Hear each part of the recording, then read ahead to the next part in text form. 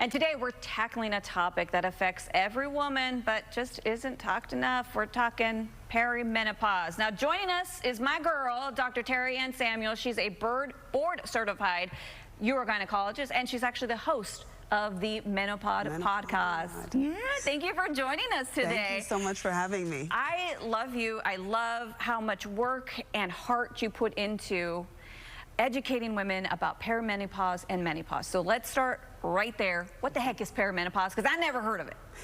It's a fairly new topic for a lot of us because we know the word menopause, kind of like we know the word puberty. Yeah. And we're coming to grips. Menopause is a very hard diagnosis, and it's very textbook as 1 year without a period.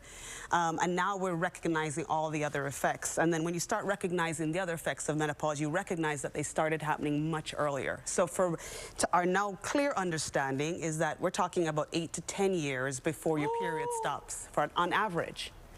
So it is upon most of us.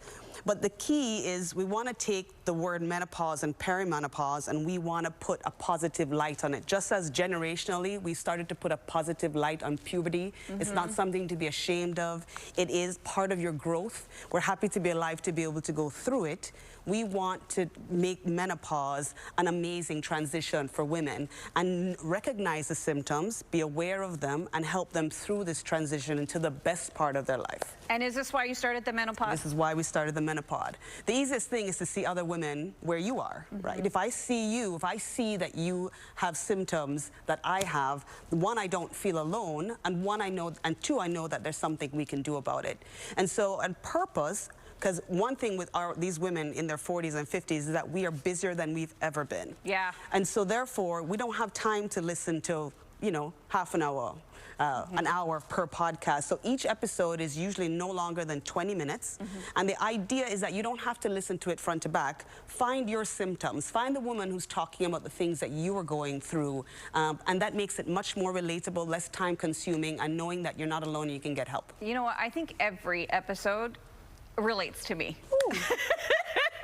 So let's talk a little bit about those struggles, because perimenopause, as you mentioned, you know, it's 8 to 10 years before menopause even hits, and we're always thinking like, oh, night sweats and hot flashes. But there's more to it than that. It's more of a gradual rise into that stage of life. Right. I think with time and research and awareness, we've become we understand that transition. Part of our superpower as women is having that estrogen. And when it starts to wax in ways, it has an effect on us. And again, as we go through that transition, the first thing that we noticed in the medical community is that a lot of conditions started to get worse. And so when you backtrack and say, okay, well, how can we make this better? We understand that that deficiency is something we all go through, and so we recognize the symptomatology. And so things like, we used to talk strictly about very objective symptoms that everyone went through, right? Your hot flashes and night sweats. But a hot flash never killed anybody, right? No, right? That's true, well, yeah. So what it essentially is, it's a siren. It's saying, woo, woo, we're shutting down, right? Something's happening. The factory's Something's happening, right? And so, and that's okay, right? But it's welcoming in that transition. What I want people to recognize are the symptoms that truly affect your quality of life beyond hot flashes and night sweats. Let's talk about those symptoms, because those titles on some of your episodes, they get me. Yeah, like good. The poop one? Yes. Like, yeah. The poop is everything. You want to be able to poop well, right? That's, you know, it should be your daily joy. Yeah. But like joint pain, hot flashes, obviously we talked about hot flashes, night sweats, brain fog. We talk about... Brain fog. You always blame it on being a mom, right? I'm a busy mom, so I've got to have brain fog. No, well, you blame it on being a mom. It's our first exposure to brain fog for many of us is pregnancy brain, right? If you remember those days. And it does almost come back, but that's hormonally related, right? Yeah. So it's just this kind of feeling, I'm just not quite there. I walk into a room and I'm like, why did I come in here, right? But... Story of my life. Right. But you know, for some people, that's not a big issue, right? But if you're a litigation attorney and you got to turn it on in the courtroom, these are things that can really affect your productivity and your confidence. So those are things. So when we talk to patients in our practice, we talk about prioritizing those symptoms and attacking the things that affect you the most. And so brain fog being one of them that can be severe.